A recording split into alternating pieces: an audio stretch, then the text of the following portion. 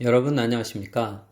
오늘 시간에는 또 많은 분들이 고민하고 계신 요양시설 창업에 있어 기존 시설을 인수할 것인가 아니면 새롭게 차려서 시작해 볼 것인가 하는 문제에 대해 이야기해 보도록 하겠습니다. 거의 이틀에 한 번꼴로 이런 문의가 들어오는데요. 그 차이를 하나씩 짚어가며 장단점을 설명해 드릴 테니 창업하시는 데 도움이 되실 거라 믿습니다. 먼저 사업의 접근성입니다. 기존 시설을 인수하는 것은 이미 시설의 환경, 입소자 및 직원의 존재, 그 모든 것이 완벽하진 않아도 거의 갖춰져 있기 때문에 시작하기엔 더 용이할 것입니다. 상대적으로 새롭게 차리는 일은 부동산 구하기부터 허가와 입소자를 채우는 모든 것을 개척해야 하기 때문에 조금 더 어려운 일이라 할 수 있습니다. 그렇다면 무조건 기존 시설 인수가 더 좋냐고요? 물론 아닙니다.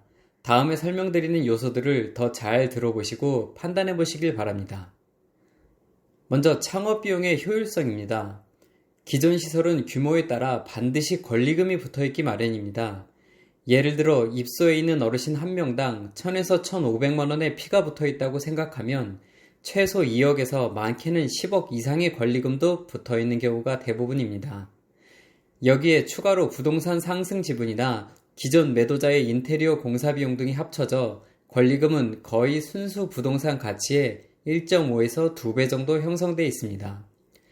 인수하자마자 수익을 보장받을 수 있으니 당연한 얘기지만 그래도 권리금의 형성 비율이 일반적인 사업보다는 과하다고 할 수 있습니다.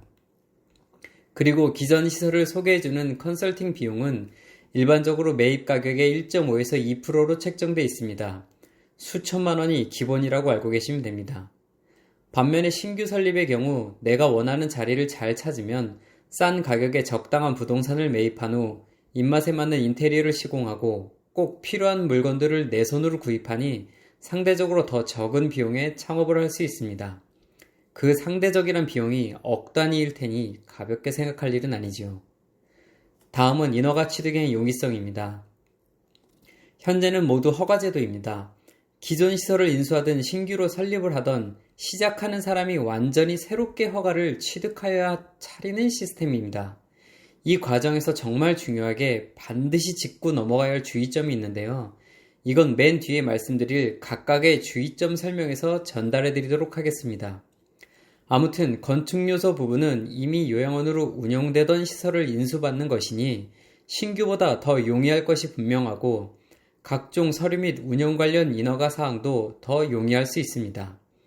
그렇다고 새롭게 차리는 것이 불가능할 정도로 어려운 것은 아니니 저 같은 컨설팅 전문가에게 도움을 요청하시거나 많이 공부하여 꼼꼼히 준비하시면 안전하게 취득하실 수 있습니다. 여기서 중요한 것은 기존 시설을 인수받아 허가 취득하는 것은 쉽다고 그대로 되는 게 아니므로 잘 알아보지 않으면 완전히 망할 위험성을 내포하고 있습니다. 이 점 역시 차후의 주의점 설명에서 짚어드리겠습니다. 다음은 수익의 차이가 있느냐는 것입니다. 언뜻 생각하기엔 똑같은 규모의 시설을 두고 기존 시설을 인수하나 새롭게 차리나 규모가 같으니 수익도 같을 거라 생각되지만 그렇지 않습니다.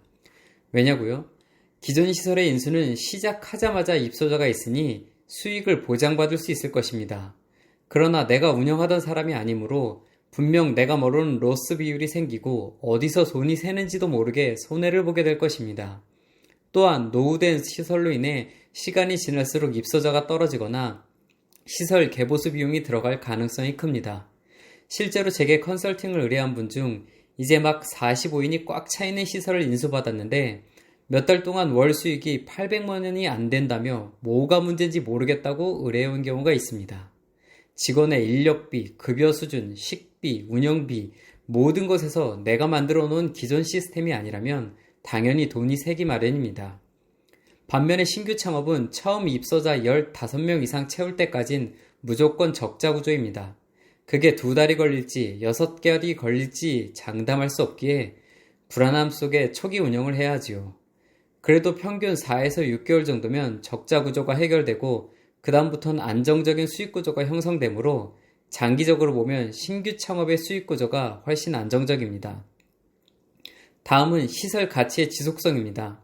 나도 내 시설을 운영하다가 언젠가 다른 사람에게 넘긴다고 가정할 때 그 가치가 충분해야 좋은 가격에 넘기고 나올 수 있을 것입니다. 그러려면 당연히 낡고 오래된 시설보다는 내가 새롭고 이쁘게 차린 시설을 넘기는 것이 그 가치는 더 클 것입니다. 마지막으로 다른 사람은 알려주지 못하는 반드시 주의하셔야 할 위험 요소에 대해 이 짱도르가 알려드리도록 하겠습니다. 기존 시설 인수의 경우 그동안 운영되어 온 시설이라고 해서 내가 그대로 허가받아 운영할 수 없습니다. 매년 건축법, 소방법, 노인복지법 등 몇 가지의 법이 바뀌어 왔다는 것을 아실 겁니다. 그러니 덜컥 계약을 했는데 내가 허가받으려면 새롭게 바뀐 법대로 시설을 구조 변경해야 하거나 인가수가 줄어들거나 아예 신규 허가 자체가 불가능한 경우도 다반사입니다.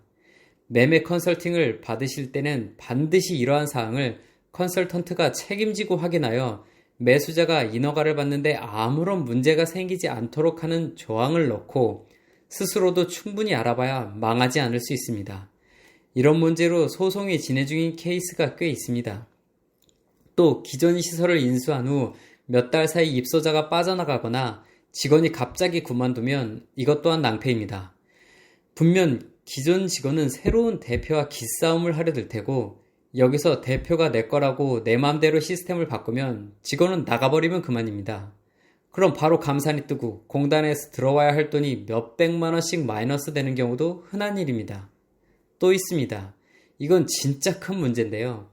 2020년 노인복지법이 개정되고 허가제도가 도입되면서 기존 요양원의 모든 자산은 대통령령으로 정하는 것으로 하여 대표를 할지라도 마음대로 처분할 수 없다라고 규정하였습니다.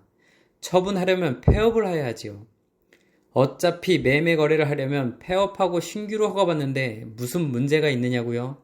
바로 여기에 함정이 있습니다. 기존에 운영하던 대표가 행정처분을 받을 만한 일을 하였을 경우 이 벌금 및 운영정지에 해당하는 행정처분이 폐업을 했어도 또 폐업을 하고 난 후에도 새로 인수받은 사람한테 그대로 인계된다는 법입니다. 그리고 지금 공단 현지조사팀의 현지조사 1순위는 바로 폐업한 시설입니다. 폐업한 시설은 과징금의 최대 5배를 내도록 규정되어 있으니 돈 걷어가게 혈안이 되어 있는 현지조사팀의 조사 대상 1순위가 될 만하지요. 영업정지에 해당할 경우 이는 장소에 내려지는 처분이기에 누가 운영을 하고 있던지 처분 내용이 승계된다는 얘기입니다. 즉 나에게 인수하는 기존 대표가 운영을 정말 문제없이 똑바로 하였는지 통장 거래 내역도 살펴보고 기존 폐업한 시설에 현지조사로 인한 문제가 발생할 경우 어떻게 대처해준다는 증명 내역도 준비하셔야 합니다. 반면 신규 시설은 역시나 부동산 찾기부터 공사 및 인허가의 모든 것이 쉽지 않으므로 전문가의 확실한 도움을 얻어 차근히 하셔야 문제가 생기지 않을 것입니다. 또 하려는 지역의 시장성을 파악하여 너무 경쟁이 심한 곳이나 외진 곳은 피해야 빠른 입소자 확보가 가능할 것입니다. 자, 여기까지 종합적인 판단을 했을 때 저 짱도로의 개인적 견해로는 기존 시설 인수보단 새롭게 신규 설립을 하여 본인의 스타일에 맞게 제대로 시작하여 롱런 하시는 걸 추천해 드립니다. 물론 그렇다고 기존 시설 인수가 나쁘다는 것만은 아닙니다.